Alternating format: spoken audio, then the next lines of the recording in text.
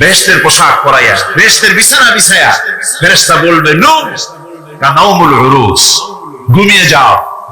দুলামিয়া যেমন বাসর সজ্জায় নতুন বউ নিয়ে আরামে ঘুমায়, এরকম আরামে ঘুমায় যাও ইলা ইয়াউমিল কিয়ামা, কিয়ামত পর্যন্ত ঘুমায়। আরামে ঘুমিয়ে থাকবে। এরপরে সিংহায় ফুৎকার হবে, সিংহার ফুৎকারের আওয়াজে তার ঘুম ভেঙে যাবে। বলবে ইয়া ওয়াইলানা মান বা'আথানা মিন মারকাদিনা, হায় আফসোস, আমার এত আরামের ঘুম থেকে কে আমাকে জাগ্রত করলো, আমার ঘুমটারে নষ্ট করলো কে? আওয়াজ আসবে হাযা মা ওয়াদার রহমান ওয়া সাদাকাল মুরসালুন, এটা হচ্ছে রহমানের সেই ওয়াদা, আর মুরসালিনরা নবীরা সত্য কথাই বলেছিলেন, সেই কিয়ামত অনুষ্ঠিত হচ্ছে। আমার বন্ধুগণ, সেজন্য এই দুনিয়ার মোহে পড়ে থাকলে পরে দুনিয়ায় যারা অগ্রাধিকার দিবে দুনিয়াকে পরকালের তুলনায়, জবাব দিতে পারবে না কবরের ভিতরে গিয়া। আর যারা পরকালকে অগ্রাধিকার দিবে, দুনিয়ার চাইতে পরকালকে বেশি অগ্রাধিকার দেবে, আর আল্লাহর ভয় কলিজার ভিতরে রাখবে, কবরের জবাব সঠিকভাবে দিতে পারবে, কিয়ামতের দিন আল্লাহ রাব্বুল আলামিন তাদের জন্য জান্নাত দান করবেন। জোরে বলেন আমিন। দুনিয়াটা হচ্ছে দুনিয়া যেখানে আমরা আছি। আমি আগেই বলেছি দুনিয়া হচ্ছে আত্মা শব্দ থেকে এর উৎপত্তি হয়েছে। তুচ্ছ, নিকৃষ্ট, এটার দাম নাই, এটার মূল্য নাই। হযরত ইবনে কাইয়্যিম রাহিমাহুল্লাহ নওয়ারাল্লাহু মারকাদাহু ওয়া জাআলাল জান্নাতা মাথওয়াহু, হযরত ইবনে কাইয়্যিম তিনি বলছেন, সুন্দর করে বলছেন দুনিয়া সম্পর্কে, মা মাদা ফিদ দুনিয়া আহলামুন ওয়া মা বাকিয়া মিনহা আমানি ওয়াল ওয়াক্তু বাইনাহুমা দাইন। মা মাদা ফিদ দুনিয়া আহলাম, জীবনের যে অংশ ফেলে এসেছি সেটা আজ একটা স্বপ্ন। ওয়া মা বাকিয়া মিনহা আমানি, আর জীবনের যে অংশ সামনে বাকি আছে সেটা এখন একটা আকাঙ্ক্ষা। ওয়াল ওয়াক্তু বাইনাহুমা দাইন, আর এর মাঝখান থেকে সময় সব চলে যাচ্ছে। কত বড় কথা চিন্তা করেছেন? জীবনের যে অংশ ফেলে এসেছি তা আজকে স্বপ্ন, তা কি বলে স্বপ্ন, আর সামনে যা আছে সেটা আকাঙ্ক্ষা, আর মাঝখান থেকে সময় সব চলে যাচ্ছে। এরপরে তিনি বলছেন وَمَنْ يَسْحَبِ الدُّنْيَا يَكُنْ مِثْلَ قَابِضٍ عَلَى الْمَاءِ خَالَتُهُ فُرُوجُ الْأَصَابِعِ। দুনিয়াদারের অবস্থা হচ্ছে কেউ যদি দুই হাতে পানি খামসায় ধরে, দুই হাতে কি ধরছে বলে, দুই হাতে পানি খামসায় ধরেছে, খুব মজবুত করে ধরেছে দুই মুঠ পানি, বলেন থাকবে কতটুকু? কতটুকু থাকবে? কারণ তার আঙ্গুলের ফাঁক তার সাথে খেয়ানত করবে, আঙ্গুলের ফাঁক দিয়া পানিগুলি সব বেরিয়ে চলে যাবে।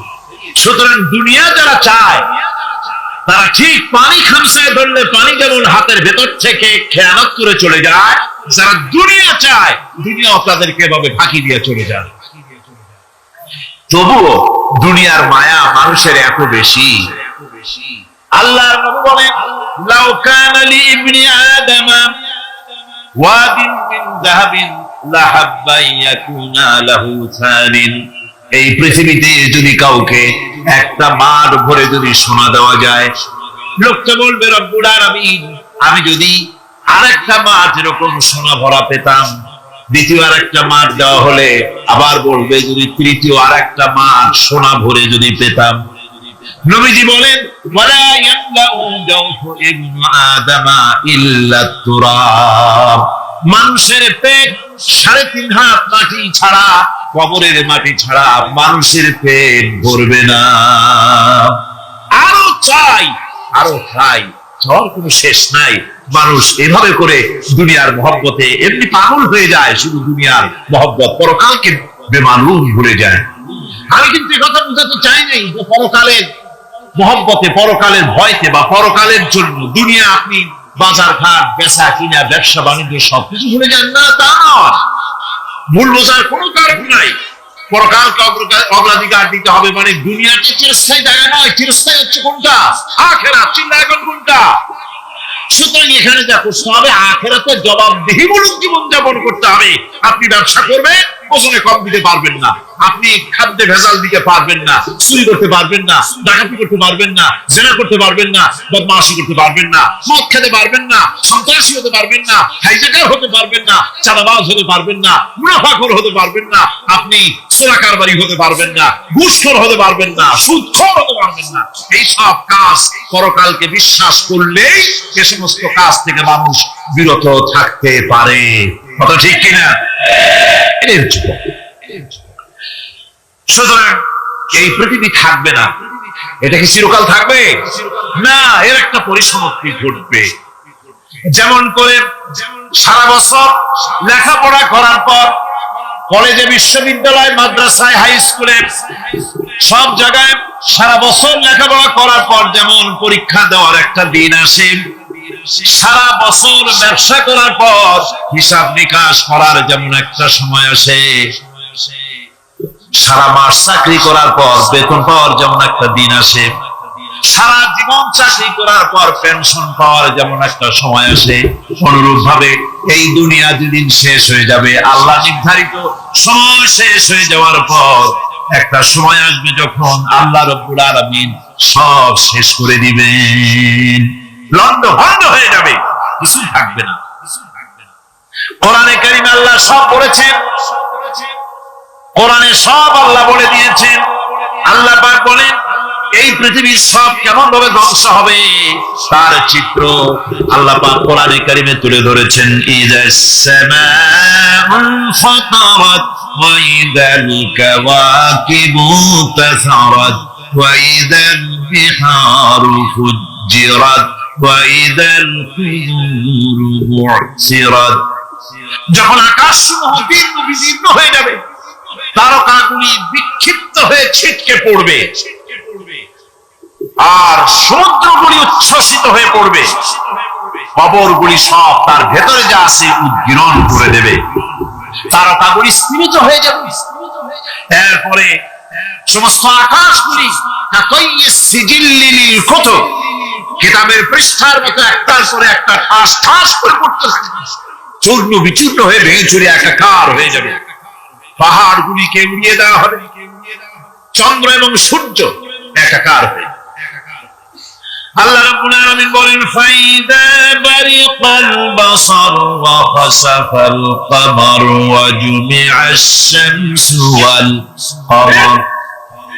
চক্ষু যখন বিস্ফারিত হয়ে যাবে, চাঁদ যখন তার আলো হারিয়ে ফেলবে, সূর্য যখন তার আলো হারিয়ে ফেলবে, চাঁদ আর সূর্য সব একাকার হয়ে যাবে, সেই সময়ের অবস্থাটা কি চিন্তা করো। মানুষ হয়রান হয়ে দৌড়াদৌড়ি করবে। ওয়াহুমিলাতিল আরদু ওয়াল জিবালু ফাদুক্কাতা দাক্কাতান ওয়াহিদা।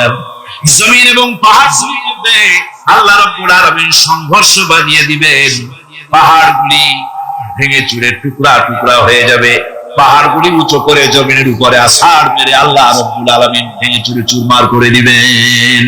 সুবহানাল্লাহ। ওয়া তাকুনুল জিবালু কালইনিল মানফুশ। পাহাড়গুলো ভেজা ঘোনা তুলার মতো করে উড়িয়ে দেওয়া হবে, পাহাড় উড়ে যাবে। সুবহানাল্লাহ। পাহাড় পাথরের তৈরি, সেখানে নামাজ পড়লাম, চিন্তার ভেতরে আসলো আল্লাহ রাব্বুল আলামিন তার হাবিবের নাম, তার তাওহীদ, তার রিসালাতকে কিভাবে বিশ্বময় ছড়িয়ে দিলেন। আবু জাহেল চাইছিল মুহাম্মদ সাল্লাল্লাহু আলাইহি ওয়াসাল্লামকে স্তব্ধ করে দেবে মক্কার জীবনে। কত বদনাম, সাহের, কাহিন, কাযযাব, শায়ের, নাউযুবিল্লাহি মিন যালিক, কত গালাগালি করলো।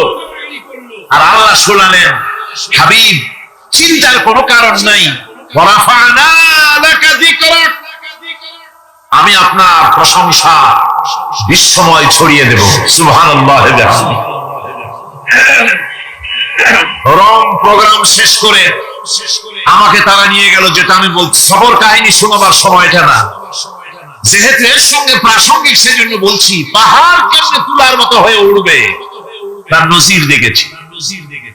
রোম শহর থেকে 300 মাইল দূরে, 300 কিলোমিটার দূরে নেপোলিয়ান বোনাপার্ট তার বাড়ি, এবং ওটা তার নামে একটা প্রভিন্স। ভূমধ্য সাগরের পারে ভিসুভিয়াস, পৃথিবীর সবচাইতে বড় আগ্নেয়গিরি, সেটা দেখাতে নিয়ে যাওয়া হলো আমাকে। যে পাহাড়টা পৃথিবীর মাটি থেকে তার চূড়া হচ্ছে 3 মাইল উঁচু, এর 2 মাইল গাড়িতে করে ঘুরে ঘুরে যাওয়া যায়, এরপর আর গাড়িতে যাওয়া যায় না, মাটিটুকুন যেতে হবে হেঁটে হেঁটে। পাহাড়ের উপরে অক্সিজেন কম, বেশ কষ্ট হচ্ছিল উঠতে। জীবনে প্রথম পাহাড়ে চড়েছি জাবালে নূর, রাসূল করিম সাল্লাল্লাহু আলাইহি ওয়াসাল্লামের উপরে যেখানে ওহী হয়েছিল সর্বপ্রথম।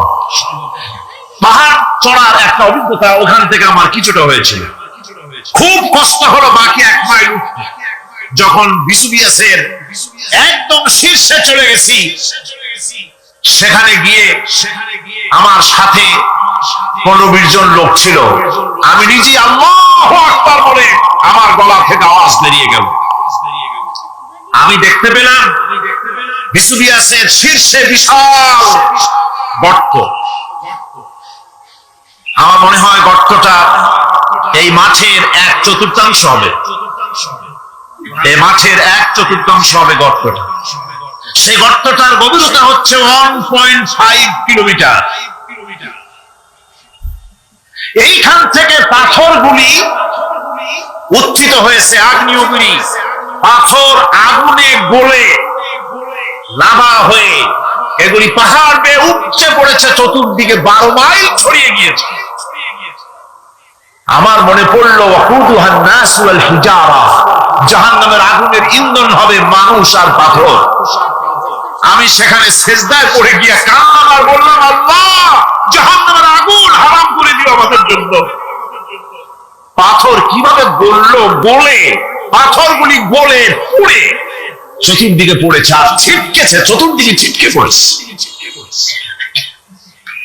সেই পাথরগুলি ছিটকে ছিটকে যেগুলি পুড়ে পড়েছে, সেগুলিকে দূরে সাদা রঙের বলে মনে হয়, কোনোটা সাদা কোনোটা কালো, মনে হয় যেন তুলার মতো হয়ে পড়ে আছে।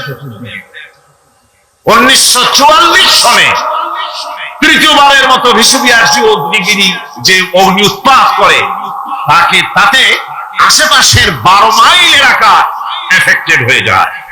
পাথরগুলি গলে এভাবে বিধ্বস্ত করে দিয়েছে।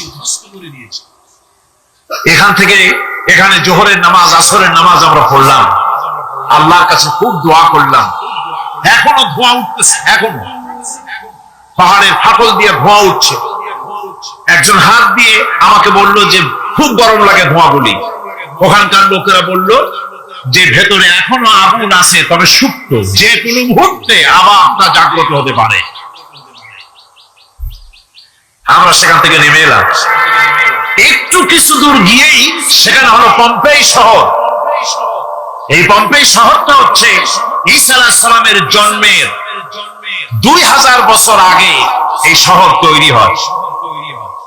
ঈসা আলাইহিস সালামের জন্মের 179 বছর পর ভূমিকম্প হয়। সেই ভূমিকম্পে গোটা পম্পেই শহরটা পৃথিবীর মানুষের চোখের আড়াল হয়ে যায়, ধ্বংস হয়ে যায়, মাটির তলায় বারাক। আজ থেকে 200 বছর আগে মাটি খনন করতে গিয়ে এই শহর আবিষ্কৃত হয়। পুরা শহরটা খুঁড়ে তারা বের করেছে।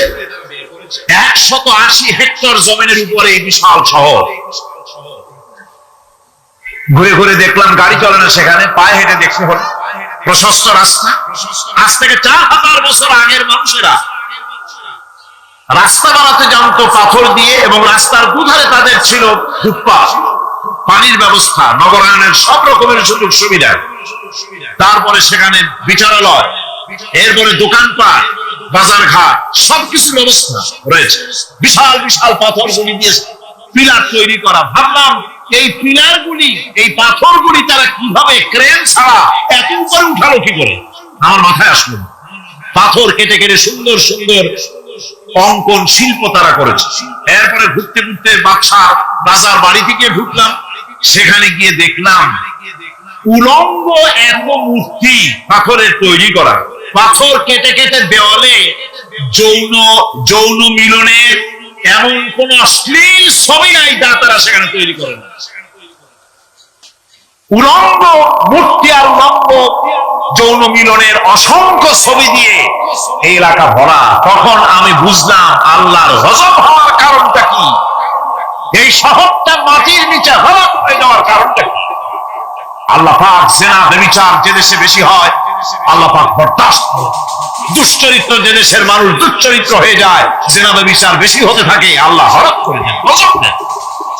এই গজব এক এক সময় এক এক রকমের হয়ে আসে।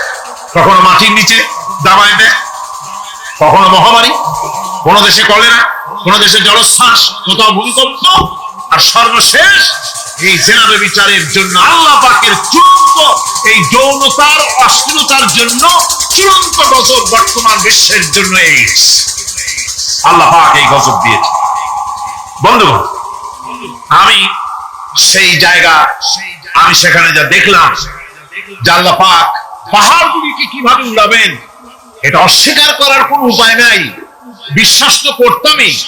তবে হযরত ইব্রাহিম আলাইহিস সালাম যেমন বলেছিলেন, রব্বি আরিনি কাইফা তুহিল মাউত, আয় আল্লাহ তুমি মরাকে চিন্তা করবে কেমনে? আল্লাহ পাক বলেন আওয়ালাম তুমিন, তুমি বিশ্বাস করো না? ইব্রাহিম আলাইহিস সালাম বললেন বালা, অবশ্যই বিশ্বাস করি, ওয়ালাকিন লিয়াতমাইন্না কলবি, যদি চোখে দেখতাম তাহলে আমার অন্তরাত্মা খুব ঠান্ডা হতো। আল্লাহ রাব্বুল আলামিন চোখে দেখায় দিলেন জিন্দা কেমনে মুর্দা হবে, মুর্দা কেমনে জিন্দা হবে, আল্লাহ দেখায় দিলেন। আল্লাহ রাব্বুল আলামিন একথা কলিজার মধ্যে তার উপর ঈমান বিশ্বাস, কিন্তু আল্লাহ চোখে দেখাইছেন, ঈমান আরো মজবুত হয়েছে, যা ছিল আরো মজবুত হয়েছে। সুবহানাল্লাহ। আল্লাহর ভয়টা কলিজা কেঁদেছে, আমি পাহাড়ের উপরে কেঁদেছি, তার যা হয়ে কেঁদেছি। বন্ধুগণ, আল্লাহ সুবহানাহু ওয়া তাআলা এই জন্য বলেছেন কুল সিরু ফিল আরদ, আমার জমিন ঘোরো, ভালো করে দেখো, কাইফা কানা আকিবাতুল মুকাজ্জিবিন, মহাসত্যকে যারা অস্বীকার করেছে তাদের পরিণতি আমি কি করে দিয়েছি, এগুলি চোখে ভালো করে তাকায় দেখো। চেয়েছি এটা আমরা যদি এখন চোখ বুঝে চিন্তা করি যে পিছনের জীবনে কি করেছি, মনে পড়বে নাকি পড়বে না? বলেন সবাই পড়বে কি পড়বে না?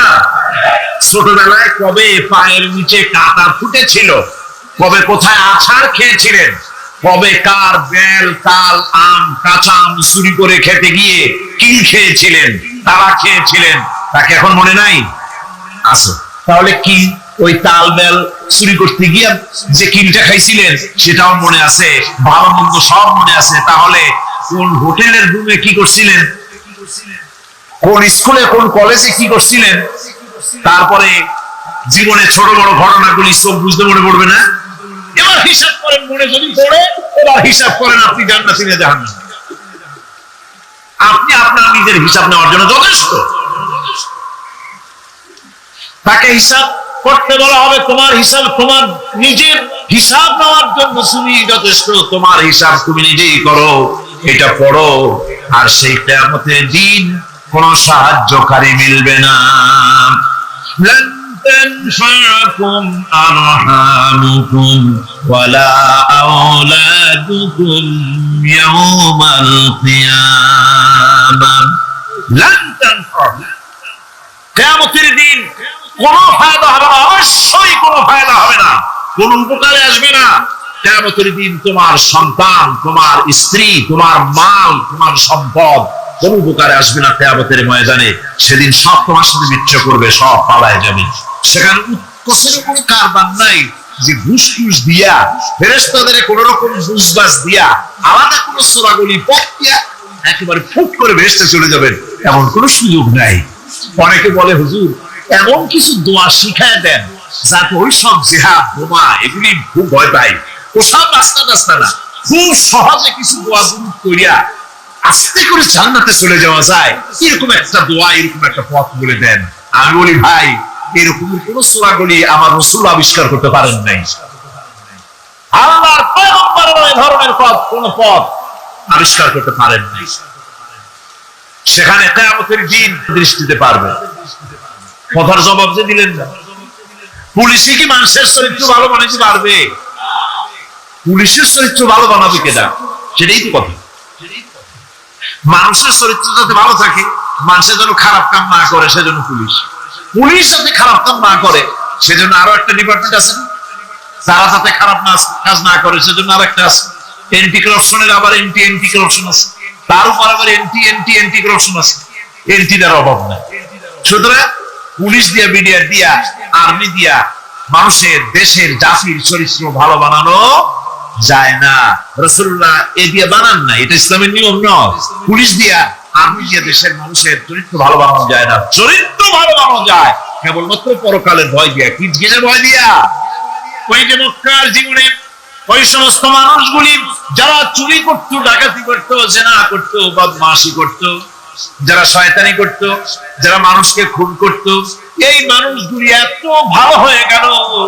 যারা চুরি ছেড়ে দিল, ডাকাতি ছেড়ে দিল, জেনা ব্যভিচার ছেড়ে দিল, এত ভালো হয়ে গেল। পৃথিবীর মধ্যে সেরা মানুষ তারা হয়ে গেলেন। জোরে বলেন সুবহানাল্লাহ। নবীর সাহাবীরা পৃথিবীর শ্রেষ্ঠ সন্তান, নবীর সাহাবীরা পৃথিবীর সেরা মানুষ, তাদের চাইতে সেরা মানুষ নবীদের পরে আর কেউ হতে পারে না। জোরে কোন সুবহানাল্লাহ। নবীর পরে পৃথিবীতে শ্রেষ্ঠ মানুষ কারা? সাহাবায়ে কিরাম রিদওয়ানুল্লাহি তাআলা আলাইহিম আজমাইন। ওনারা তো কুফরের মধ্যে ছিলেন, শিরকের মধ্যে ছিলেন, চুরি, ডাকাতি, জেনা, ব্যভিচার এমন কোন পাপ নাই যা করা হয়নি। তারপরে যখন আল্লাহর নবীর কাছ থেকে তাওহীদ, রিসালাত ও আখিরাতের দাওয়াত পেলেন, কি সোনার মানুষ এক একজন হয়ে গেলেন। সুবহানাল্লাহ। যারা ছিলেন নারীর সতীত্বের জম, তারা হয়ে গেলেন নারীর সতীত্বের পাহারাদার। যারা মানুষের মাল চুরি করত, ডাকাতি করত, তারা রাতভর মানুষের মালের পাহারা দিল, মানুষের রক্তের পাহারা দিল। সুবহানাল্লাহ বিহামদিহি। রক্ত ও সম্পদের পাহারা দিল। রাসূল বললেন, খায়রুল কুরুনি কারনি, সর্বশ্রেষ্ঠ যুগ আমার। বন্ধুগণ, এরপরে একটা জীবন আসবে ওই কিয়ামতের ময়দানে। এই পরকালের বিশ্বাসটা গুরুত্বপূর্ণ ব্যাপার। আমাদের সবকিছুর হিসাব দেওয়া লাগবে। আল্লাহ পাক বলেন, ইন্নাস সামআ ওয়াল বাসারা ওয়াল ফুআদা কুল্লু উলাইকা আনহু মাসউলা। নিঃসন্দেহে মানুষের শ্রবণ শক্তি, দর্শন শক্তি এবং তার অন্তঃকরণের কল্পনা সম্পর্কে আল্লাহ রাব্বুল আলামিনের কাছে জিজ্ঞাসিত হতে হবে। কান দিয়ে কি করেছিল, চোখ দিয়ে কি করেছিল, মুখ দিয়ে কি করেছিলে, হাত দিয়ে কি করেছিলে, সবকিছুর জবাব আল্লাহ রাব্বুল আলামিনের কাছে দিতে হবে। সবটার জবাব দিতে হবে, কোনো কিছু বাদ যাবে না। এমনকি মনের ভিতরে যে কল্পনা আমরা করি, এই কল্পনার হিসাব আল্লাহর দরবারে দিতে হবে। কোরআনে কারীম বলছেন, ওয়া ইন তুবদু মা ফি আনফুসিকুম আও তুখফুহু ইউহাসিবুকুম বিহিল্লাহ।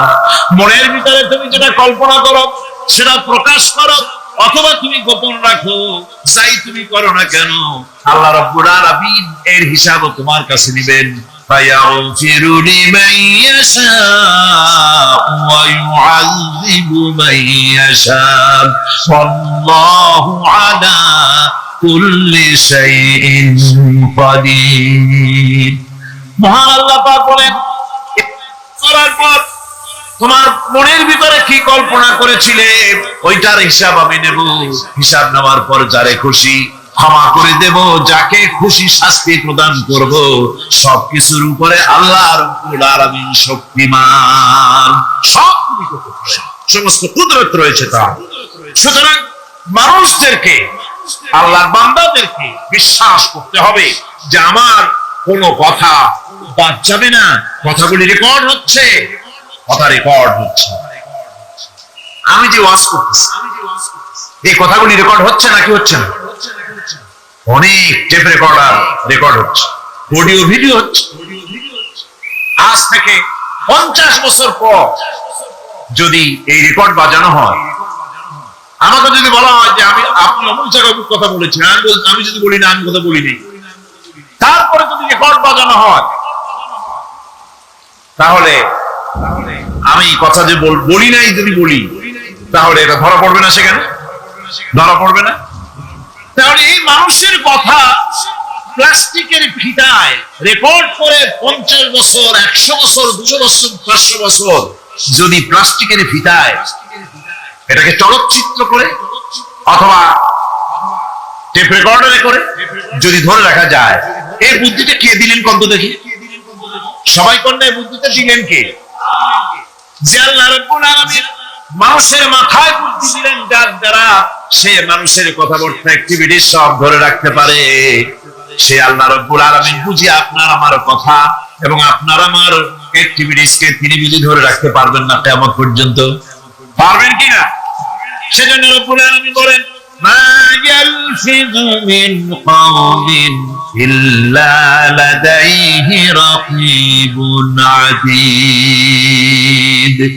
সমস্ত কথা রেকর্ড হচ্ছে, সুবহানাল্লাহ কোন জোরে, সমস্ত কথা রেকর্ড হচ্ছে, একটা কথা বাদ যাবে না। মুখ আছে বলেই কথা বলবেন তা না, হিসাব করে কথা বলতে হবে। গীবত গাওয়া যাবে না, মিথ্যা কথা বলা যাবে না, মিথ্যা ওয়াদা করা যাবে না। মিথ্যা ওয়াদার তো মৌসুম এসে গেছে, কি কোন বোঝেন কথা? হ্যাঁ, মিথ্যা ওয়াদা মৌসুম এসে গেছে, এখন মৌসুমে বাহার মিথ্যা বলার। কত সুন্দর সুন্দর ওয়াদা, সোনা দিয়ে রাস্তা বানায় দেব।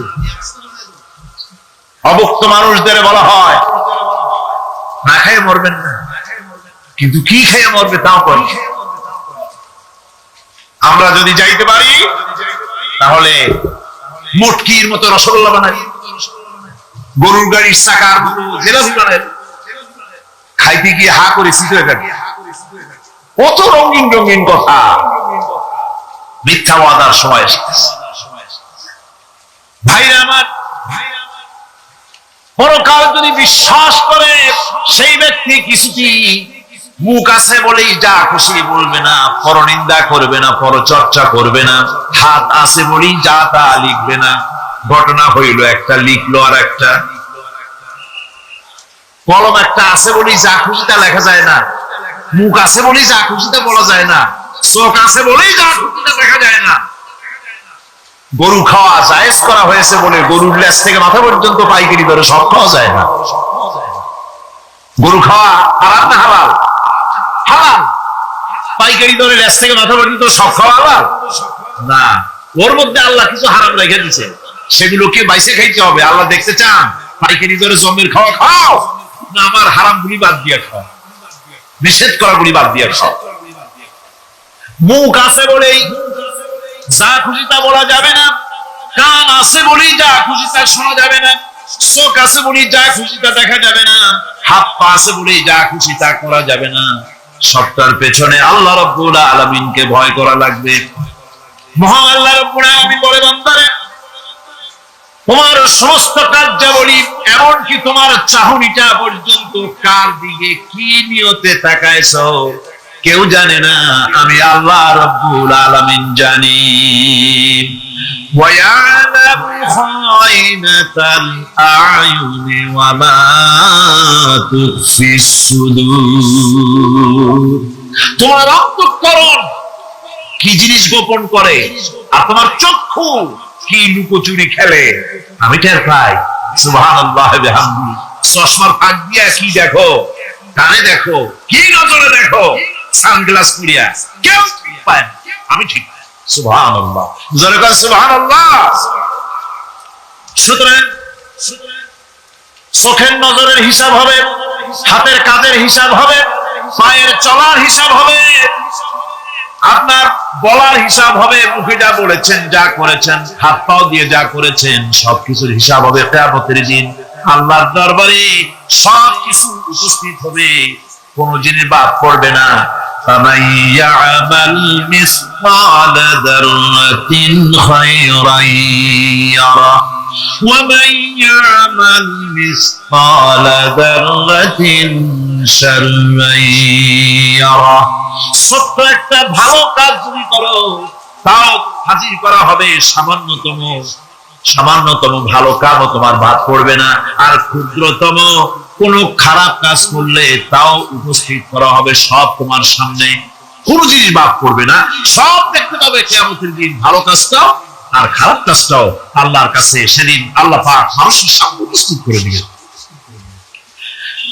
আল্লাহ পাক বলছেন সেদিন এই জমিন তার ভিতরে যা লুকায়িত ছিল জমিন সব বের করে দেবে। কান্নাহুম জারাদুম মুনতাশির, টিড্ডি ফড়িংগুলি পোকাগুলি মাটির থেকে যেমন বের হয়, এই মাটির ভিতরে যা আছে কিয়ামতের দিন সব মাটি বের করে দেবে।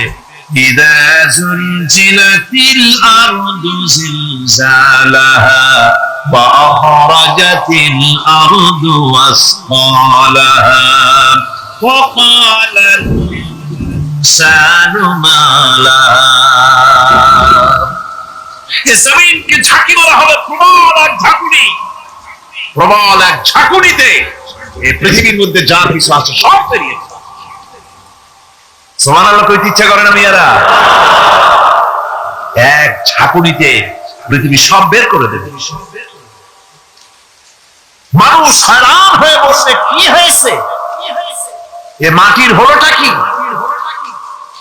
আমার বন্ধুগণ, মানুষ হয়রান হয়ে গিয়ে বলবে মাটির কি হলো? আল্লাহ রাব্বুল আলামিন বলেন ইয়াউমাইযিন তুহাদ্দিসু আখবারাহা বিআন্না রাব্বাকা আওহা লাহা। জমিনের উপরে যা ঘটেছে জমিনটা সব বের করে দেবে, সব প্রকাশ করে দেবে। আর এটা এই জন্য হবে যেহেতু তার রবের হুকুম হয়েছে, তার রব হুকুম করেছে বের করবে। জমিনের ভিতরে আছে যা সব বেরিয়ে যাবে, আকাশ ভেঙে পড়বে, পাহাড় উড়ে যাবে, জমিনের ভিতরে যা আছে সব উপরে চলে আসবে। পৃথিবীতে সব শেষ, কিচ্ছু নাই, আকাশ নাই, পাহাড় নাই, সমুদ্র নাই, সব একাকার, চন্দ্র নাই, সূর্য নাই, তারকা নাই, গ্যালাক্সি নাই, মহাশূন্য, সব শেষ। আল্লাহ রাব্বুল আলামিন সমস্ত ফেরেশতাদেরকে শেষ করে দিবেন, সকলের মওত হয়ে যাবে, কেউ আর থাকবে না। এমনকি হযরতে আজরাইল মালাকুল মউত তিনিও থাকবেন না, সব আল্লাহ রাব্বুল আলামিন মৃত্যু করে দিবেন। এরপরে আল্লাহ রাব্বুল আলামিন একা তিনি বলবেন ইয়া দুনিয়া, ইয়া দুনিয়া আইনা আনহারুকি, এ পৃথিবী তোর সেই সমুদ্রগুলো কোথায়, নদীগুলি কোথায়? ইয়া দুনিয়া আইনা আশজারুকি, হে দুনিয়া তোমার গাছগুলি কোথায়? এত বন বনানি, এত গাছ ছিল। ইয়া দুনিয়া আইনা জিবালুকি, হে পৃথিবী তোর জমিনে যত পাহাড় ছিল পাহাড়গুলি কই? যত স্বৈরাচার ছিল জমিনের উপরে, যারা স্বৈরাচারী মনোবৃত্তি নিয়ে মানুষ ধ্বংস করেছে, দেশ ধ্বংস করেছে, মায়ের বুক খালি করেছে, ওই স্বৈরাচার গুলি কই? সকলকে উপস্থিত হয়ে যেতে হবে, কেউ আমরা এখান থেকে বাঁচতে পারবো না, সবাই। আল্লাহ পাকের চাইতে মানুষের কল্যাণকামী আর কেউ আছে? চিল্লায় কোন আল্লাহর চাইতে, বিশ্ববাসীর সৃষ্টি জগতের কল্যাণকামী আল্লাহর চাইতে, রাসূলের চাইতে বেশি কেউ কি আছে? সে আল্লাহ পাক সব বলে দিলেন, ওপেন সিক্রেট করে দিলেন, সব গোপন ফাঁস করে দিলেন। কেমনে বিচার হবে, কেমনে কিয়ামত অনুষ্ঠিত হবে, কেমনে কি হবে, সব খুলে খুলে আল্লাহ পাক বলে দিলেন আমাদেরকে ভালো হওয়ার জন্য। কোরআনে কারীম বলছে লাইসাল বিররা আন তুওয়াল্লু বুজুহাকুম কিবালাল মাশরিকি ওয়াল মাগরিব, পূর্ব পশ্চিমে মাথা ঘুরানো, সার মতো করা, মাথা ঘুরানো, মুখ ঘুরানো, এটাই কিন্তু সৎ কাজ এবং পুণ্যবানের জন্য, পুণ্যবান হওয়ার সৎ কাজ করার, নেককার হওয়ার জন্য যথেষ্ট নয়, বরং ওয়ালাকিন্নাল বিররা মান আমানা বিল্লাহি ওয়াল ইয়াউমিল আখির, প্রকৃতপক্ষে সৎকারী মুমিন, ভালো কাজ করা, প্রকৃত মুমিন, সত্যিকারের ভালো মানুষ, সত্যিকারের ইমানদার হওয়ার জন্য 10টি কাজ লাগবে। কয়টি কাজ? 10টি কাজ লাগবে। সেই 10টি কাজের একটি কাজ গত বছর আপনাদের খেদমতে আরজ করা হয়েছে, 2টি বলা হয়েছে, বাকি আজকে বললাম আরেকটা, হয়ে গেল 3টা। বাকি আছে কয়টা? 7 বাকি আছে, আরো 7। পরকাল ভিত্তিক জীবনযাপন যদি করতে পারি, তাহলে আমরা হব দুনিয়ার শ্রেষ্ঠ মানুষ। কোন আলহামদুলিল্লাহ। وسخر لكم ما في السماوات وما في الأرض। এই পৃথিবীতে যা কিছু তোমরা দেখতে পাও, এই সব কিছুকে তোমার অনুগত করে দেওয়া হয়েছে, যাতে করে তোমার সাহায্য করতে পারে, তোমার সহযোগিতা করতে পারে। এই জন্য আমি সবকিছুকে সৃষ্টি করেছি। সাখারা শব্দের অর্থ হচ্ছে যে আমি সবগুলিকে তোমাদের অনুগত করে দিয়েছি, যাতে করে তোমাদের অনুগত থাকে, অর্থাৎ তোমরা তাদের এই সমস্ত জিনিস দিয়ে তোমরা কাজ নিতে পারো। পানির উপর দিয়ে তোমরা যেন নৌকা চালাতে পারো, স্টিমার চালাতে পারো, পানি অনুগত করা হয়েছে, বাতাসকে অনুগত করা হয়েছে। পৃথিবীর সবকিছুকেই আমি অনুগত করে দিয়েছি তোমাদের, যাতে করে তার দ্বারা তোমরা কাজ নিতে পারো। অন্যত্র আল্লাহ বলছেন, আল্লাহুল্লাযী খালাকাস সামাওয়াতি ওয়াল আরদা ওয়া আনজালা মিনাস সামাই মাআন ফাআখরাজা বিহি মিনাস সামারাতি রিজকান লাকুম। আল্লাহ হচ্ছেন তিনি, আল্লাহ রাব্বুল আলামিন হচ্ছেন তিনি যিনি আকাশ সৃষ্টি করেছেন, যিনি জমিন সৃষ্টি করেছেন, এবং ঊর্ধ্বদেশ থেকে মেঘমালা থেকে তোমাদের জন্য বৃষ্টি বর্ষণ করেছেন, এবং সেই বৃষ্টি দিয়ে মাটির ভিতর থেকে ফসল উদ্গত করে তোমাদের খাবারের বন্দোবস্ত করেছেন। তিনি হচ্ছেন আল্লাহ পাক। তার জায়গায় ছড়িয়ে থাকে, তার দয়া নাই, রহমত নাই, এমন কোন সৃষ্টি নাই। মানুষের জন্য যা কিছু প্রয়োজন তিনি তার দয়া দিয়ে, রহমত দিয়ে তিনি তার সৃষ্টি করে দিয়েছেন। আল্লাহ পাক বলছেন, ওয়াসাখারা লাকুমুশ শামসা ওয়াল কামারা দাইবিনা ওয়াসাখারা লাকুমুল লাইলা ওয়ান নাহার। যিনি চন্দ্র সূর্যকে সৃষ্টি করেছেন এবং এগুলিকে নিয়ন্ত্রিত করেছেন, চাঁদ সূর্যকে সৃষ্টি করে নিয়ন্ত্রিত করে দিয়েছেন, তোমাদের সমস্ত প্রয়োজন তিনি মিটিয়ে দিয়েছেন। দেখুন, চাঁদ এবং সূর্যকে আল্লাহ পাক সৃষ্টি করেছেন এবং একটা রহমত, একটা কুদরত সেই চাঁদ সূর্যের মধ্যে দান করেছেন। সূর্য যেখানে আছে, এটা যদি আল্লাহর দয়া না থাকতো, শুধু তাপ দেওয়ার জন্য সৃষ্টি করতেন আর মানুষের কল্যাণের দিকটা যদি চিন্তা না করতেন, তাহলে সমস্যা হয়ে যেত। সূর্য যেখানে আছে, বিজ্ঞানীরা বলেছেন তার থেকে যদি কিছু নিচে নেমে আসতো, তাহলে গোটা পৃথিবী জ্বলে পুড়ে ভস্ম হয়ে যেত। আর যেখানে আছে তার থেকে সূর্য যদি কিছু উপরে উঠে যেত, তাহলে গোটা পৃথিবী হিম শীতল হয়ে পৃথিবী ফ্রিজ হয়ে যেত, মানুষ প্রাণী জগৎ মরে সব শেষ হয়ে যেত। চাঁদ যেখানে আছে, এই চাঁদ তার জায়গা থেকে কিছু উপরে যদি উঠতো, তাহলে পৃথিবী মরুভূমি হয়ে যেত। আর যেখানে আছে তার থেকে কিছু নিচে যদি আসতো, তাহলে গোটা পৃথিবী পানি, সমুদ্রের পানি, নদীর পানিগুলি প্লাবিত হয়ে, ওভারফ্লো হয়ে, উচ্ছ্বাসিত হয়ে গোটা পৃথিবীকে প্লাবিত করে দিত, ডুবাই দিত, সব শেষ হয়ে যেত। তাহলে আমরা দেখতে পাচ্ছি শুধু সৃষ্টি নয়, সৃষ্টিও করেছেন এবং প্রত্যেকটি সৃষ্টির পেছনে তার দয়া কাজ করেছে, তার কুদরত কাজ করেছে, যাতে করে মানুষের জন্য সুবিধা হয়, মানুষের জন্য উপকার হয়। অন্য আয়াতে আল্লাহ পাক বলেন, وآتاكم من كل سألتموه وإن تعدوا نعمة الله لا تحصوها। আল্লাহ পাক বলেন, তিনি তোমাদের প্রতি এত দয়াবান, আল্লাহ তোমাদের প্রতি এত দয়া রাখেন, এত মেহেরবানি করেন যে তোমাদের সমস্ত চাহিদা তিনি পূরণ করেছেন। তোমাদের জীবনে যা দরকার, কান থাকতে শুনলো না, অন্তঃকরণ থাকতে বিবেচনা করলো না, এক চতুষ্পদ জানোয়ারের মতো। আল্লাহ পাক বলছেন, আর রহমান আল্লামাল কোরআন, এই কোরআন শিক্ষা দিয়েছেন রহমান, যিনি দয়ার সাগর, যিনি মানুষের সব প্রয়োজন মিটিয়েছেন। কোরআনের মতো একটা বড় প্রয়োজন তিনি মিটাবেন না, তা কি হতে পারে? জোরে কোন হতে পারে? মানুষ সৃষ্টি করলেন, অথচ মানুষের চলার পথ দিলেন না। এক সাপ নাকি একবার এক পীর সাহেবের কাছে মুরিদ হয়েছিল, তো পীর সাহেব বলছেন, না বাবা, আমি সাপের মুরিদ বানাই। কই যে, না হুজুর, বহুত আশা করে আসছি, গল্প তো, বহুত আশা করে আসছি, আমার মুরিদ বানান। আচ্ছা ঠিক আছে, তবে তোমাকে একটা কাজ করতে হবে। কি কাজ? জিকির আজকার এভাবে করবা, কিন্তু কাউরে দংশন করতে পারবে। হুজুর মেনে নিলাম।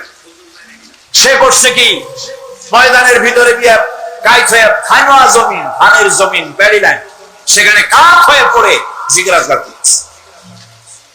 রাখাল ধান কাটছে, সন্ধ্যার পর এই ধানগুলি বাড়তে নেবে কি দিয়ে দড়ি নেবে, খুঁজতে খুঁজতে দেখে লম্বা একটা দড়ি, ওইটা যে সাপ সে তো বোঝে না, সে ওইটারে ধরিয়া এরপরে ধানের আটি বাঁধতেছে। সাপে তো খুব বহরা, সাপ তো যেইছি সাপ না, আমার সাপ। সাপ বলতেছে, আরে বাবা তুই আমারে দড়ি মনে করলি, আমি তোর কেমন দড়ি, মুরিদ না হলে চার পাওয়া দিতাম। বান্দার কারণে সাপের ঘাড়ে মুচকে গেছে, ঘাড়ে খুব ব্যথা লাগছে। বাড়ি নিয়ে যখন দড়িটারে ফালাই দিছে, মাথা কোন রকম কাজ করিয়া বহু কষ্ট করে পেশাবের বাড়ি গিয়ে হাজির, বলছে হুজুর কি জিকির শিখাইলেন, আমার তো ঘাড় মুচকে গেছে। আশ্চর্য কথা, জিকির আজকারে মানুষের মানে কি কারো ঘাড় তো মস্কাবার কথা না, তোমার ঘাড় মস্কাইল কেন? পুরা ঘটনা সে শুনাইল। আচ্ছা তা তুমি কিছু করলা না? কয় হুজুর আপনি তো নিষেধ করেছেন দংশন করতে। বিশ্বাস বলছেন, বেটা বেকুব, আমি তোমার দংশন করতে নিষেধ করেছি, ফোঁস করতে তো নিষেধ করি নাই। যখন তোমার দড়ি মনে করিয়া হাত গায়ে হাত দিছিল, শুধু ফোঁস করে উঠতে 3 লাখ দিয়া বর্ডার পার হয়ে দিল্লি চলে যেত। তুমি ফোঁস করে উঠলা না কেন? সুতরাং ধৈর্যের অর্থ এটা নয় যে আপনারে পাইতে থাকবে, থাপড়াইতে থাকবে, আর আপনি বলেন যে আল্লাহ আমি ধৈর্য ধরতেছি, ইন্নাল্লাহ মা সাবিরিন। এটার নাম ধৈর্য না। ধৈর্য হচ্ছে ওভারকাম করতে হবে, পরিস্থিতির মোকাবেলা করতে হবে অত্যন্ত সহিষ্ণুতার সাথে, বুদ্ধিমত্তার সাথে, দৃঢ়তার সাথে, অবিচলতার সাথে। এটার নাম হচ্ছে সবর। আল্লাহ রাব্বুল আলামিন হযরত আইয়ুব আলাইহিস সালামকে ক্ষমা করে দিলেন, মাফ করে দিলেন, রোগ শেফা করে দিলেন। অধৈর্য তিনি হন নাই, ধৈর্য ধারণ করেছিলেন। হযরত ইউসুফ আলাইহিস সালাম, হযরত ইয়াকুব আলাইহিস সালামের চোখের থেকে তাকে সরায় দেওয়া হলো। এত বড় বিরাট বিপদ, সেই বিপদেও তিনি ধৈর্য ধারণ করেছেন। ধৈর্য ধারণ করার কারণে আল্লাহ রাব্বুল আলামিন এমন নিয়ামত তারে দান করলেন। আল্লাহ পাক হযরত ইউসুফ আলাইহিস সালামকে বাঁচায় রাখলেন। শুধু বাঁচান নাই, প্রেসিডেন্ট বানায় দিলেন। আর তার জামানিয়া যখন আসতেছিলেন, কোথায় মিশর, কোথায় কেনান, হযরতে ইয়াকুব আলাইহিস সালাম বলেছেন, আমি যেন আমার নাকের ভিতরে ইউসুফের ঘ্রাণ পেতেছি। হযরতে ইউসুফ আলাইহিস সালাম তিনিও কি বিরাট ধৈর্যের পরিচয় দিলেন, কোরআন সাক্ষী। সামনে তার সেই 11 ভাই যারা তাকে ফেলে দিয়েছিল গর্তের ভিতরে। হযরতে ইউসুফ আলাইহিস সালাম ইচ্ছে করলে তুই 11 জনকে মারিয়ে ফেলাই দিতে পারতেন, ঠিক না? কিন্তু তা তিনি করেন নাই। 11 ভাইকে তিনি চিনেছেন, সাহায্য করেছেন। আর ওই 11 ভাই সম্পর্কে হযরত ইউসুফ আলাইহিস সালাম বললেন, লা তাসরিবা আলাইকুমুল ইয়াউম, তোমাদের বিরুদ্ধে আমার আজকে কোন বিদ্বেষ নাই, আমি তোমাদেরকে মাফ করে দিলাম। সুবহানাল্লাহ, সুবহানাল্লাহ। রাসূল করিম সাল্লাল্লাহু আলাইহি ওয়াসাল্লাম এই ধৈর্যের পরিচয় দিয়েছে। কত মাপ তাকে দিয়েছে তায়েফের ময়দান। যারা তায়েফে গেছেন তারা দেখেছেন, সরু রাস্তা, দুই দিকে পাহাড়, এই দুই দিক থেকে যুবকেরা পাথর নিক্ষেপ করছে, আর তিনি পড়ে যাচ্ছেন। আবার কাফেরেরা জবরদস্তি করে হাঁটাচ্ছে, আবার পাথর মারতেছে, আবার বেহুশ হচ্ছেন। 3 বার বেহুশ হয়ে পড়েছিল। আল্লাহ পাক পরীক্ষা নেবেন, সেই পরীক্ষায় কামিয়াব হতে হবে। আর আল্লাহ পাক বলেছেন, অবশ্যই সবরের পরীক্ষা নেব। ওয়ালানাবলুওয়ান্নাকুম হাত্তা না'লামাল মুজাহিদিনা মিনকুম ওয়াস-সাবিরিনা ওয়া নাবলুয়া আখবারাকুম। অবশ্যই আমি তোমাদেরকে পরীক্ষা করব, আর এই পরীক্ষার ভিতরে সত্যিকারের মুজাহিদ যারা, তারাই যারা নাকি দৃঢ়তা অবলম্বন করবে, সবর ইখতিয়ার করবে, আল্লাহ রাব্বুল আলামিন পরীক্ষায় তাদেরকে কামিয়াব করবেন। এই সবর এক মহা সম্পদ। সবর ইখতিয়ার করতে হবে মুসলমানদেরকে। জান্নাতের ভিতরেও আল্লাহ পাক যারা সবর করবে তাদের জন্য বিরাট নিয়ামত আল্লাহ পাক জান্নাতে দান করবেন। জান্নাতে যাওয়ার জন্য সবর একটা মহাগুণ, এই গুণ মুসলমানদের ভিতরে থাকতে হবে। আমার বন্ধুগণ, কোরআনে কারীমের ছোট্ট সূরা ওয়াল আসরের ভিতর থেকে যে কথাগুলি বিগত 4 দিন আর আজকে বলা হলো, জীবন আমাদের ব্যর্থ, জীবন আমাদের ক্ষতিগ্রস্ত। এই জীবন যদি আমরা সবল করতে চাই তাহলে 4টি আমল করা লাগবে, ঈমান আর আমলে সালেহ। আর আমাদের করা লাগবে আমলে সালেহের সাথে হকের দাওয়াত আর সবর ইখতিয়ার করতে হবে। এই সবর যদি করতে পারি, জিহাদের ময়দানে লোক যদি কম হয়, বেশি সংখ্যকের উপরে আল্লাহ পাক আমাদেরকে জয়ী করে দিবেন। ইয়াকুম মিনকুম 20 সাবিরুনা ইয়াগলিবু মিআতাইন। তোমাদের মধ্যে যদি 20 জন লোক যদি তোমাদের মধ্যে সাবির হয়, ধৈর্যশীল হয়, তাহলে 200 লোকের উপরে আমি আল্লাহ রাব্বুল আলামিন তোমাদেরকে জয়যুক্ত করে দেব। জোরে কোন সুবহানাল্লাহ। 20 জন যদি হয়, 200 এর উপরে আমি তোমাদেরকে জয়যুক্ত করে দেব। সুসংবাদ হচ্ছে সেই সব ধৈর্যধারীদের জন্য, সবর ইখতিয়ারকারীদের জন্য, যারা বিপদ আসলে বলে, কি বলে? পড়েন আমার সাথে, ইন্না লিল্লাহি ওয়া ইন্না ইলাইহি রাজিউন। এইটা আমরা পড়ি কখন? কেউ মরে গেলে বলি, আর পড়ি সমস্ত বিপদ আসলেই ইন্না লিল্লাহি ওয়া ইন্না ইলাইহি রাজিউন।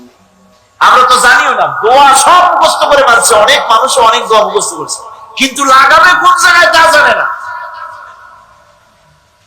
একজনে শুনছে তার শাশুড়ি মারা গেছে, কয় নাউজুবিল্লাহ। আবার আরেকজনে বলছে, শুনছো বলে কি? বলে তোমার ছেলে তো মেট্রিকে ফার্স্ট হয়েছে, কয় ইন্না লিল্লাহ। দোয়া মুখস্থ করছে, লাগাইবে কোথায়? যাবে। ইসলাম আমাদের সব শিখাইছে। আশ্চর্য হবে, বলবেন মাশাআল্লাহ, সুবহানাল্লাহ। খোঁজ খবরই শুনবেন আলহামদুলিল্লাহ। খাইতে মজা লাগতেছে, বলবেন আলহামদুলিল্লাহ, সুবহানাল্লাহ। এসব তো কিছু বলে যাবে না, বিসমিল্লাহ। আল্লাহ নাম নিতেই চায়। আল্লাহ পাকের যখন বিপদ আসে, মুসিবত আসে, রব্বুল আলামিন বলেন, বিপদ যখন আসে, মুসিবত যখন আসবে, বান্দা যারা মুমিন তারা পড়ে ইন্না লিল্লাহি ওয়া ইন্না ইলাইহি রাজিউন। নিশ্চয়ই আমরা আল্লাহর জন্য এবং আমাদের সকলকেই আল্লাহর কাছে ফিরে যেতে হবে। এই কথাটা মুমিনদেরকে বলতে হবে। ঘুমের দোয়া আছে, রাসূলুল্লাহ ঘুমাবার সময় দোয়া করতেন, নামাজের পরে দোয়া করতেন। কত দোয়া যে হুজুর করেছেন। ইমাম নববীর একটা কিতাবই আছে, কিতাবুল আযকার, এত বড় কিতাব। সিহাসেত্তা থেকে সমস্ত দোয়াগুলি বেছে বেছে তিনি এই কিতাবের মধ্যে এনেছেন, কিতাবুল আযকার। এই কিতাবুল আযকারের ভিতরে দেখা যায় রাসূলুল্লাহ কত দোয়া করেছেন, সকালে, সন্ধ্যায়, রাতে, শুতে, উঠতে, বসতে, হাসিতে, খুশিতে, বিপদে, মুসিবতে, সব সময় দোয়া। এই দোয়াগুলি আপনারা মুখস্থ করবেন। এই দোয়াগুলি বই কিনে নেবেন এবং তার থেকে মুখস্থ করবেন, অর্থ সহকারে জানবেন এই দোয়াগুলি কি মূল্যবান দোয়া। আল্লাহর কাছে এই দোয়াগুলি হুজুর করতে। আমার বন্ধুগণ, সবরকারীদের জন্য আল্লাহ রাব্বুল আলামিন জান্নাতের ভিতরে সুউচ্চ মর্যাদা দান করবেন। তাদের জন্য সুসংবাদ রয়েছে, উলাইকা ইউজজাউনাল গুরফাতা বিমা সাবারু ওয়া ইউলাক্কাউনা ফিহা তাহিয়াতান ওয়া সালামা। আল্লাহ রাব্বুল আলামিন তিনি বলছেন, এরা হচ্ছে সেই সব লোক যারা নাকি সবর ইখতিয়ার করেছিল দুনিয়ার ময়দানে। তাদেরকে আল্লাহ পাক জান্নাতের ভিতরে সুন্দর সুন্দর জায়গা, সুউচ্চ জায়গা, প্রশংসিত জায়গা তাদেরকে দান করা হবে এবং তাদেরকে শুভ সম্পাদন করা হবে। সেখানে তারা চিরকাল প্রবেশ করে থাকবে। আল্লাহ দয়া তো দারুণ বান্দার উপরে। বান্দা যদি একটু আমল করে, ভালো পথে চলে, গতকাল বলেছি সব করবেন একটা, আল্লাহ নেকি দেবেন 10টা। নেকির কাজ করবেন, আল্লাহ দিবে কয়টা? 10টা। তিনি তো রহমান, তিনি রহিম। এত দয়া তার। বান্দা যদি আল্লাহ রাব্বুল দিকে কোন বান্দা যদি 1 বিঘত এগোয়, আল্লাহ পাক তার দিকে হেঁটে আসেন। বান্দা যদি হেঁটে যায়, আল্লাহ রহমত বান্দার দিকে দৌড়াইয়া যায়। আল্লাহ পাক বলছেন, আমার গজবের চাইতে আমার রহমত বেশি। সুবহানাল্লাহ। সেই জন্য আকীদাকে শুদ্ধ করে নিতে হবে। কেউ কিছুই দিতে পারবে না, দেওয়ার মালিক হলো আল্লাহ রাব্বুল আলামিন। মালিক কে? এমন দেওয়া দিবেন, পড় গিয়া জিস পর নজর बंदा को मौला कर दिया, पड़ गया जिस पर नजर बंदा को मौला कर दिया, आ गया जिस दाम में जोश कतरा को दरिया कर दिया। আল্লাহ রাব্বুল আলামিনের রহমতের নজর যদি কোনো গোলামের প্রতি পড়ে যায়, গোলামটা বাদশাহে পরিণত হয়ে যায়। আল্লাহর রহমতের নজর যদি 1 ফোঁটা পানির উপরে পড়ে যায়, পানি ফোঁটা আটলান্টিক মহাসাগরে পরিণত হয়ে যায়। সে আল্লাহ রাব্বুল আলামিনের উপরে ঈমান এনে واصبر وما صبرك إلا بالله ولا تحزن عليهم ولا تك في ضيق مما يمكرون। হে রাসূল, সবরের সাথে কাজ করতে থাকুন। আপনার এই সবরের তৌফিক তো আল্লাহই দিয়েছেন, আর ওদের সমস্ত ষড়যন্ত্র, ওদের অপকৌশলে আপনি দুঃখিত হবেন না, চিন্তা করবেন না, ভারাক্রান্ত হবেন না। আপনি নিশ্চিত থাকুন। واصبر لحكم ربك فإنك بأعيننا। হে নবী, আপনার রবের চূড়ান্ত ফয়সালা আসা পর্যন্ত ধৈর্য ধারণ করুন। আপনি তো আমার চোখের সামনে। সুবহানাল্লাহ, সুবহানাল্লাহ। আপনি আমার চোখের সামনে। কে আপনাকে কি করবে আমি দেখবো না? সুবহানাল্লাহ। মন্ত্রী যদি, এই সলিমুদ্দিন মার্কা মন্ত্রী যত আছে, এই মন্ত্রীরা যদি কয় ব্যথাতে ভয় কিসে? আমি তোকে দেখছি না? সাহসটা কেমন বাড়ে, কেমন বাড়ে সাহস। আরে কোনো মন্ত্রী ছাতা মাতা না, কোন প্রেসিডেন্ট রাজা বাচ্চা না, আকাশ আর জমিনের মালিক আমার আল্লাহ রাব্বুল আলামিন বলছেন, হাবিব কোন চিন্তা নাই, আপনি আমার চোখের সামনে। ওরা চায় আপনাকে দুনিয়া থেকে মিটাই দিতে, আর আমি চাই ওয়ারাফানা লাকা যিকরাক, আপনার প্রশংসা তো হবে গোটা বিশ্ব জুড়ে, সর্বত্র ছড়িয়ে যাবে আপনার নাম। সুবহানাল্লাহ। আল্লাহ পাক অন্যত্র বলেছেন, ওয়ালাকাদ কুযযিবাত রুসুলুম মিন ক্বাবলিকা ফাসাবারু আলা মা কুযযিবু ওয়া উযু হাত্তা আতাহুম নাসরুনা। হে মুহাম্মদ সাল্লাল্লাহু আলাইহি সাল্লাম, আপনার পূর্বে অসংখ্য নবী রাসূল এই পৃথিবীতে আসছে এবং জুলুম আর নির্যাতনের শিকার তারা হয়েছেন। অবশেষে তাদের প্রতি আল্লাহর সাহায্য এসেছে। সুতরাং আপনাকেও ধৈর্য ধারণ করতে হবে। ধৈর্য ছাড়া কোনো পথ নাই। ধৈর্য আপনাকে ধারণ করতেই হবে। আর এই ধৈর্য ধারণ করলে পরে আল্লাহর চূড়ান্ত ফয়সালা আসবে, তখন আল্লাহ পাক মেহেরবানি করবে। আমার ভাইয়েরা, এই ধৈর্য পৃথিবীর সমস্ত পয়গম্বরেরা ধৈর্য অবলম্বন করেছেন, কখনো অধৈর্য হন না। দিন কায়েমের সংগ্রামে নবী রাসূলগণ দারুণ ভাবে সবর ইখতিয়ার করেছেন। বৃদ্ধবাদীদের সকল রকমের নির্যাতন, অপকৌশল, ষড়যন্ত্র, এই সব কিছু মোকাবেলা করেছেন ধৈর্যের নীতি অবলম্বন করি। কখনো ধৈর্যচ্যুতি তাদের মধ্যে ঘটেনি, বরং আল্লাহ রাব্বুল আলামিন তাদের প্রতি সন্তুষ্ট হয়েছেন। যারা এই ধৈর্য ধরেছে তাদের উপরে সন্তুষ্ট হয়ে আল্লাহ রাব্বুল আলামিন বলেছেন, ওয়া কাআইয়্যিম মিন নাবিয়্যিন কাতালা মাআহু রিব্বিয়ুন কাসীর। এর আগে অনেক নবী এসেছিলেন যাদের সাথে বহু আল্লাহওয়ালা লড়াই করেছেন। فما وهنوا لما أصابهم في سبيل الله وما ضعفوا وما استكانوا। আল্লাহর পথে তাদের উপর যত বিপদ এসেছিল তারা হতাশ হয়ে পড়েন নাই, দুর্বলতা দেখাননি, বাতিলের সামনে মাথাও নত করেন। ওয়াল্লাহু ইউহিব্বুস সাবিরিন, আর আল্লাহ পাক ধৈর্যশীল যারা তাদেরকে আল্লাহ পাক ভালোবাসেন। আমার ভাইরা, ধৈর্যের পরিচয় রাসূল করিম সাল্লাল্লাহু আলাইহি ওয়াসাল্লাম উহুদের ময়দানে যখন আক্রান্ত হয়ে গেলেন, চতুর্দিকে কাফেরেরা ঘিরে ধরেছে, বাঁচার কোনো পথ নাই। সাহাবায়ে কেরাম রাসূলকে পাহারা দিলেন। যারা রাসূলকে পাহারা দিতে দাঁড়াইছেন, জীবন দিয়া পাহারা দিতে দাঁড়ায় গেছে, রাসূলের দিকে মুখ দিয়া, পিঠটা বাইরের দিকে দিয়ে রাসূলকে পাহারা দেওয়া শুরু করেছেন। হুজুরকে পাহারা দিতে যারা দাঁড়িয়েছিলেন, কাফের কর্তৃক নিক্ষিপ্ত কি তীরগুলি এসে যখন বিঁধতেছিল, শুধু একজন সাহাবী হযরত তালহার পিঠের ভিতরে রাসূলকে হেফাজতের জন্য 80টা তীর একজনের পিঠের মধ্যে দিয়ে ঢুকেছে। ইসলামের সবরের ঘটনা কোরআনে কারীম তুলে ধরেছে। হযরত আইয়ুব 18টি বছর পর্যন্ত রোগের মধ্যে পড়ে আছেন। এত অসুখ করেছে, এত রোগ, শরীর পচে গিয়েছে, গায়ে পোকা ধরেছে, দুর্গন্ধ হয়ে গিয়েছে, বিবিরা চলে গিয়েছে, ছেলে মেয়ে পাড়ার লোকেরা দূর দূর করে তাড়িয়ে দিয়েছে।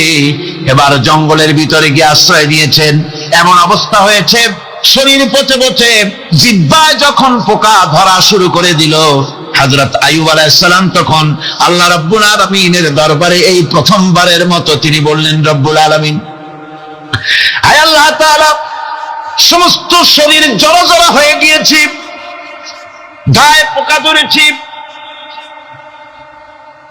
আমি কোনো কথা বলি নাই, আমি খামোশ থেকে জিকির আজগার করতেছিলাম। আয় আল্লাহ, এখন দেখি আমার জিহ্বায় পোকা ধরেছে, পোকা ধরা শুরু হয়েছে। আমার জিহ্বাটায় পোকা তুমি দয়া করে দিও না, কারণ আমার জিহ্বায় যদি পোকা হয়ে যায় তাহলে তোমার মতো আল্লাহর জিকির আমি কি দিয়া করব? আমার জিহ্বাটা তুমি দয়া করে ভালো রাখো।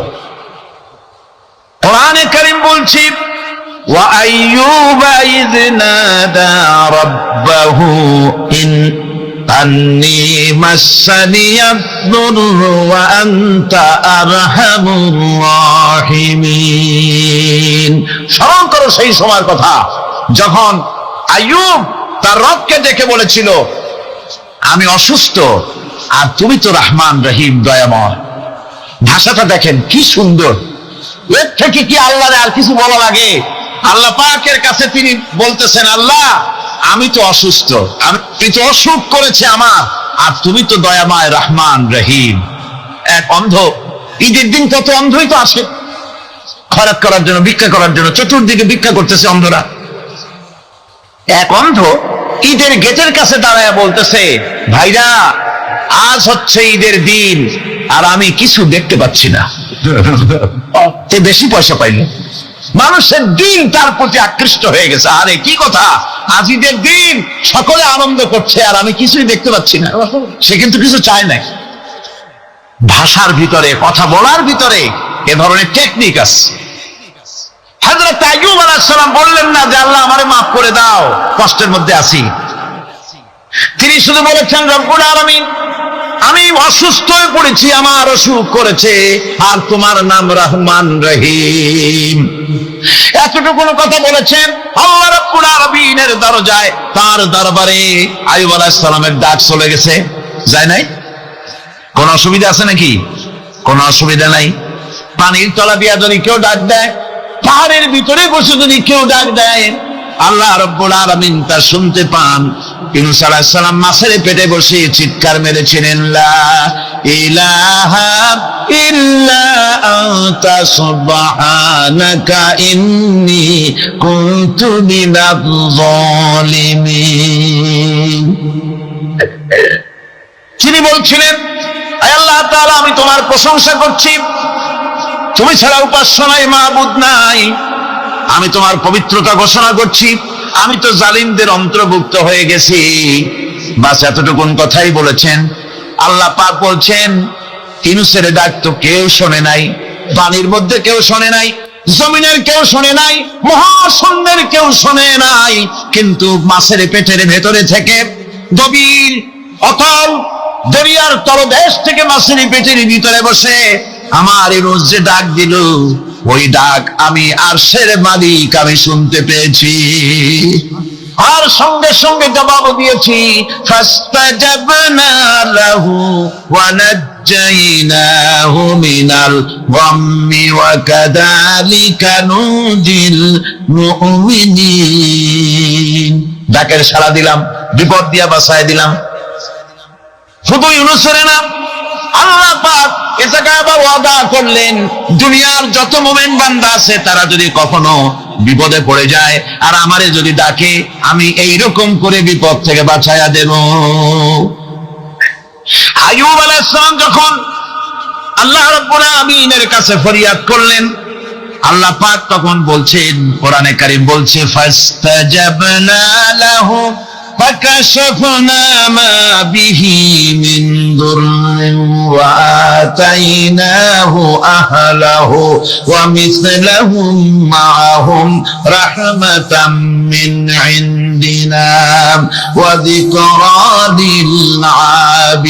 للعابدين। আমি আইয়ুবের দোয়া কবুল করে নিলাম, শুধু তার পরিবার বর্গই দিলাম না, বরং আরো কিছু নিয়ামত আমি তাকে দান করে দিলাম। এবং তাই জন্য যেহেতু তারা ছিল আমার অনুগত বান্দা, আমার বাধ্যগত, আমি এই জন্য রহম করেছি, সমস্ত রোগ শোক আমি মাফ করে দিয়েছি। আমাদের সামান্য একটু জ্বর হয়, যদি 2-3 দিন জ্বর হয়েছে, জ্বর ছাড়ে না, বলে যে এত ভালো ভালো কাজ করি তারপর আমার এত জ্বর হওয়া লাগে, অমুকরা এত পাপ করে, তা তো কিছুই হয়নি। আরে আল্লাহ আমার এই চোখে দেখলো, আমার বউর ওষুধ আমার অলিমুড়ি ছাড়ি না। ভাইরা, আপনি ঠিক পান না যে কি গুনাহ আপনি করেন। কোরআনে কারীম বলছে, ওয়ামা আসাবাকুম মিন মুসিবাতিন ফাবিমা কাসাবাত আইদিকুম ওয়া ইয়াফু আন কাসীর। যত বিপদ তোমাদের উপর আছে সব 2 হাতের কামাই করা, আর আমি তো অনেকগুলো ক্ষমা করে দেই। তোমরা যত পাপ করো, আকাম করো, সবগুলির শাস্তি যদি দুনিয়ায় দিতাম, সাহস করার সময় পেতে না। অসুখ হলেই অধৈর্য হয়ে যেও না, ধৈর্য ধরো। আল্লাহ পাক বলেন, শুধু আইয়ুব নয়, ওয়া ইসমাঈল ওয়া ইদরিস ওয়া যাল কিফলি কুল্লুম মিনাস সাবিরিন। এইভাবে করে ইসমাঈল, ইদ্রিস, যুলকিফল সবাই ছিল ধৈর্যশীল। জোরে সুবহানাল্লাহ। ধৈর্যের চরম পরাকাষ্ঠা ছিলেন তিনি। কোরআনে কারীম নবীদের এই কথাগুলি আমাদের শোনাচ্ছে। হযরত ইয়াকুব আলাইহিস সালাম কলিজার টুকরা সন্তান হযরত ইউসুফ আলাইহিস সালামের জন্য তার মনটা পাগল ছিল। এত সুন্দর করে আল্লাহ তারে বানাইছিলেন, এত তিনি ছিলেন সৌন্দর্যের পিরামিড, যারা দেখলে চোখ ফিরানো যায় না, এমন সুন্দর সুপুরুষ যারা দেখি সেই যুগের সুন্দরী যুবতী মেয়েরা রূপের মোহে পড়ে নিজেদের আঙ্গুলগুলি কেটে ফেলে দিয়েছিল। রূপের মোহে এমন অবশ হয়ে গেছে, আঙ্গুল কেটেছে, হাত কেটেছে, টের পায় নাই।